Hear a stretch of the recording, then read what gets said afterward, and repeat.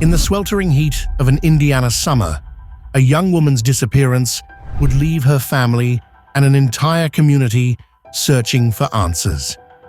This is the story of Andy Wagner, a 24-year-old from Evansville, Indiana, who vanished without a trace on August 6, 2022. Andy was known for her kind heart and compassion, particularly towards the elderly and those with special needs. Her mother, Elaine Garcia, recalls a Halloween when young Andy, having run out of candy at their house, gave trick-or-treaters sweets from her own bag. It was this generous spirit that endeared her to many. At the time of her disappearance, Andy was struggling with addiction. However, she had plans to turn her life around. Her mother was coming to town for her sister's 21st birthday, and they had made arrangements for Andy to move to Texas with her, a fresh start and a chance at recovery. On August 6, 2022, Andy briefly returned home to pack some belongings. Her sister saw her for about 10 minutes, but Andy didn't disclose where she was heading. Given her recent habits of being away from home, her family didn't immediately suspect anything was amiss. Andy sent a text message to her family later that day. This would be the last time they heard from her. The last confirmed sighting of Andy was approximately 40 minutes away in Oakland City, Indiana. As days passed without any communication, alarm bells began to ring. It was highly unusual for Andy to go this long without contacting her family. On August 12th, 6 days after she was last seen, her family reported her missing to the Evansville Police Department. The investigation into Andy's disappearance took an unexpected turn when a tip suggested she might be a victim of sex trafficking. This information prompted the involvement of the FBI. However, according to Andy's family, the federal agency's participation has been minimal since their initial engagement. Elaine began coordinating her own searches, rallying community members and volunteers to comb through areas where Andy might have been. These efforts not only served as a practical means of searching for clues, but also kept Andy's case in the public eye. The family's struggle was compounded by the limited media attention the case received.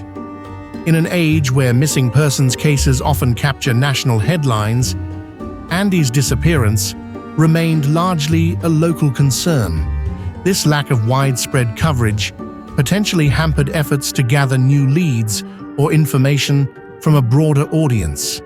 As the one-year mark of Andy's disappearance approached, her family's determination remained unshaken. On July 24, 2023, nearly a year after Andy vanished, friends and family gathered for another search effort. These events served a dual purpose: to continue the physical search for any signs of Andy and to ensure that her case wasn't forgotten. The family's perseverance paid off to some extent when, in January 2024, a $5,000 reward was offered for information leading to Andy's whereabouts.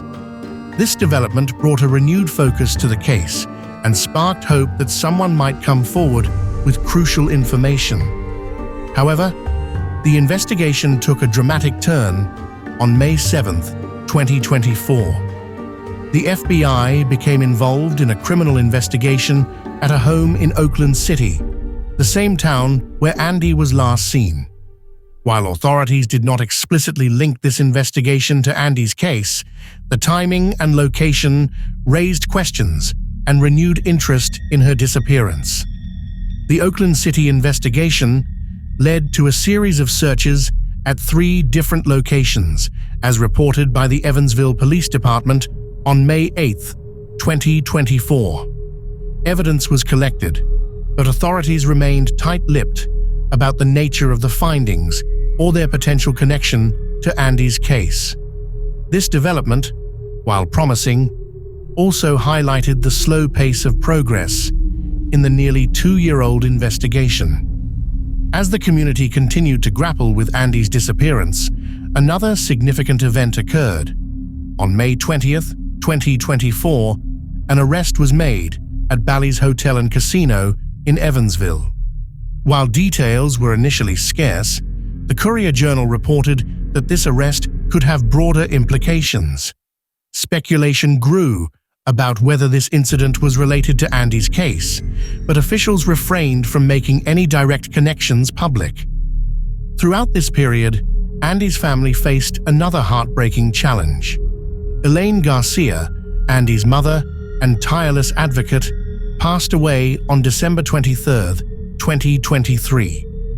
Her death was a devastating blow to the search efforts, but it also galvanized the community's resolve to find answers. Andy's sister, Alex Wagner, took up the mantle, continuing the fight to uncover the truth about her sister's disappearance. In the quiet town of Muskogee, Oklahoma, a young woman's disappearance would leave her family and friends searching for answers for years to come. Kristen Richardson, known to many as Crash for her love of drumming, vanished on May 25, 2018. What began as excitement for an upcoming music festival quickly turned into a perplexing mystery that continues to baffle investigators to this day. Kristen, 29 years old at the time of her disappearance, was known for her generous spirit and passion for music. Friends described her as someone who would go out of her way to help others, a quality that some fear may have played a role in her fate. She lived with two roommates, Carl Bryce and Cody Ray Campbell, in a house where she also cared for her beloved dog, Buddy. The day Kristen went missing was supposed to be the start of an exciting weekend. Rocklahoma, an annual multi-day music festival in Pryor, Oklahoma, was set to begin, and Kristen's favorite band, Hailstorm, was scheduled to perform. She had made plans to borrow camping gear from a longtime family friend before heading to the festival. But Kristen never arrived to pick up the sleeping bag and tent. She never made it to Rocklahoma. In fact, no one outside of her roommates reported seeing her that day. The last confirmed sighting of Kristen was at her home in Muskogee. As days passed without word from Kristen, her family and friends grew increasingly concerned. It was entirely out of character for her to disappear without notice, especially given her close bond with her dog and her tight-knit relationships with family and friends. The investigation into Kristen's disappearance quickly revealed troubling inconsistencies. Carl Bryce, one of Kristen's roommates, claimed that he and Kristen had gone to Rocklahoma together and that she had left the festival with an unknown female. However, cell tower data told a different story. Kristen's phone had never left the vicinity of her home in Muskogee, directly contradicting Bryce's account. As detectives dug deeper, more red flags emerged. Both Bryce and Campbell, Kristen's roommates, had engaged in suspicious behavior in the days following her disappearance. Before Kristen was even reported missing, the two men had sold and given away some of her belongings. Additionally, Bryce was caught using Kristen's Oklahoma access card after she had vanished. Perhaps most alarming were the alleged statements made by Cody Ray Campbell. According to reports, Campbell had told people that he was involved in Kristen's death. These claims, combined with the other suspicious activities, led investigators to briefly hold both Bryce and Campbell as material witnesses in the case. The investigation took another turn when a stolen truck was discovered at Kristen's residence. This discovery led to charges against Carl Bryce in connection with the vehicle theft. Meanwhile, Cody Ray Campbell faced legal troubles of his own, eventually being sentenced on theft charges, though it's unclear if these were directly related to Kristen's case. The lack of physical evidence in Kristen's case presented significant challenges for investigators. Without a body or a crime scene, piecing together what happened to her proved to be an uphill battle. detectives continued to interview friends, family, and acquaintances, hoping to uncover new information that might shed light on her disappearance. In November 2019, over a year after Kristen vanished, a glimmer of hope emerged. Law enforcement executed a search warrant on county property in connection with the case. While the details of what prompted this search were not made public, it signaled that the investigation was still active and that authorities had not given up on finding answers for Kristen's family. As the second anniversary of Kristen's disappearance approached in May 2020, her loved ones organized renewed search efforts and awareness campaigns. They distributed flyers, held vigils, and utilized social media to keep Kristen's case in the public eye. Her sister, in particular, became a vocal advocate, tirelessly working to ensure that Kristen's story was not forgotten. As the investigation continued, authorities faced the daunting task of separating fact from fiction. The conflicting stories provided by Kristen's roommates, the alleged confessions, and the suspicious behavior surrounding her disappearance all pointed to foul play. However, without concrete evidence, building a case strong enough for prosecution remained elusive. In the years since Kristen vanished, technological advancements have offered new avenues for investigation. Detectives have revisited old evidence, applying new forensic techniques in hopes of uncovering previously overlooked clues. They've also continued to monitor social media and online activity, knowing that even the smallest piece of information could potentially break the case wide open. As of 2023, more than 5 years after Kristen Richardson disappeared, her case remains unsolved.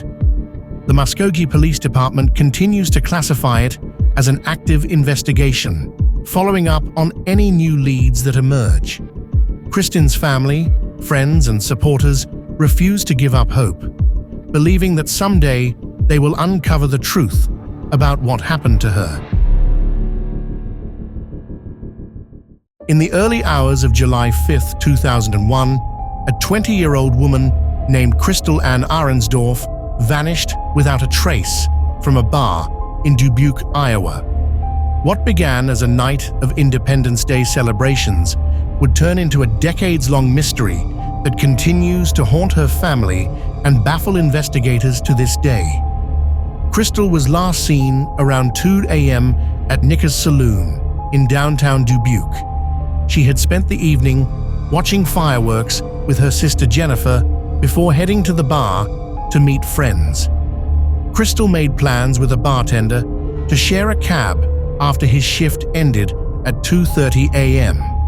But when he finished work, Crystal was nowhere to be found. Her keys and money were left behind at the bar. The following morning, Jennifer became worried when Crystal didn't come to pick up her car.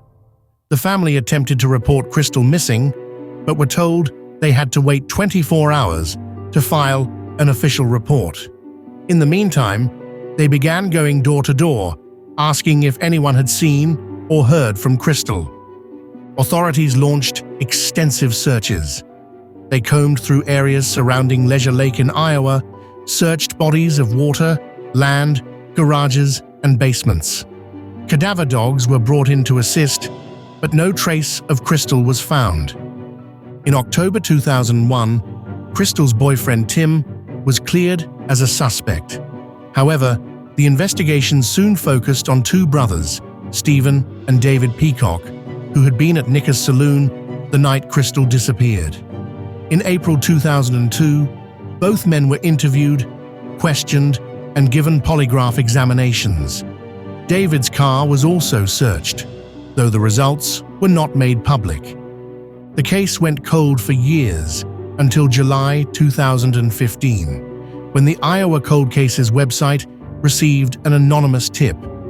The tipster claimed David Peacock had borrowed his sister's car on the night Crystal vanished and provided current aliases and employer information for both David and Stephen Peacock. In 2020, Nearly 2 decades after Crystal's disappearance, special agents with the Iowa Division of Criminal Investigation and the FBI conducted a new search of Nicker's saloon. The results of this search have not been disclosed. Today, 21 years after she was last seen, Crystal Arensdorf remains missing. Authorities maintain they are confident the case can eventually be solved. A combined $12,500 reward is offered for information leading to a resolution. Crystal was described as a 20-year-old Caucasian woman, 5'6", tall, 115 pounds, with strawberry blonde hair and brown eyes. She had double piercings in each ear and a mole near her navel. The disappearance of Crystal Arensdorf remains one of Iowa's most perplexing cold cases. As leads continue to be pursued, her family holds out hope that someday they will finally learn what happened to Crystal on that July night in 2001. The focus on brothers Stephen and David Peacock intensified in 2002. Both men were known to have been at Nicker's saloon on July 4th, but their exact interactions with Crystal remained unclear. The polygraph examinations they underwent were inconclusive, leaving investigators without the breakthrough they had hoped for. The 2015 tip to Iowa cold cases about David Peacock borrowing his sister's car reignited interest in the brothers' potential involvement. Investigators followed up on this lead, but the results of their inquiries were not made public. The Peacock brothers remained persons of interest, though never officially named as suspects. The 2020 search of Nicker's saloon by state and federal agents marked a significant development. Using advanced forensic techniques unavailable in 2001, investigators hoped to uncover new evidence. While the full results of this search were not disclosed, it demonstrated that law enforcement had not given up on solving Crystal's case. Throughout the years, Crystal's family has remained active in keeping her case in the public eye.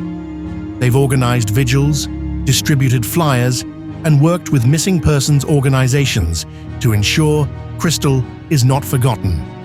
Her mother, Barb Beam, and siblings Michael and Jennifer have given numerous interviews, always emphasizing Crystal's kind nature and the void left by her absence. She had a legacy, and she was only just getting started with life. I mean, she was 20 years old.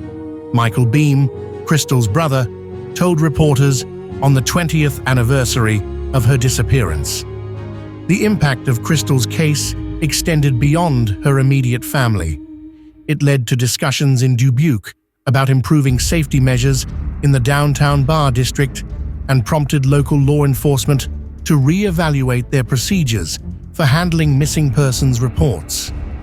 As the investigation entered its third decade, investigators continued to pursue every available lead. In 2021, on the 20th anniversary of Crystal's disappearance, the Dubuque Police Department reiterated their commitment to solving the case. We're pretty confident that we'll be able to at some point, maybe not us, but at some point, we're very confident that this can get solved, said David Randall, a Dubuque Police Department investigator. The department's approach to the case has evolved over the years. Advances in DNA technology and forensic science have allowed for the re-examination of evidence collected in 2001. Additionally, the proliferation of social media and online databases has expanded the reach of public appeals for information. In 2022, investigators revisited the statements of witnesses from Nicker's saloon, hoping that the passage of time might have loosened tongues or jogged memories. They also conducted new interviews with Stephen and David Peacock, approaching them as potential witnesses rather than suspects in hopes of gleaning new information. Back then, they were talked to as suspects, investigator Randall explained. I think when you're talked to as a suspect, rather than a witness, then maybe you don't give as much information. It doesn't mean you're not a suspect. They're definitely people we still want to talk to, and maybe they have some information yet to give that they didn't have in the original investigation. Despite these efforts, no significant breakthroughs have been publicly announced. The case continues to be a source of frustration and heartache for Crystal's family and the Dubuque community. Crystal's disappearance has had lasting effects on those who knew her.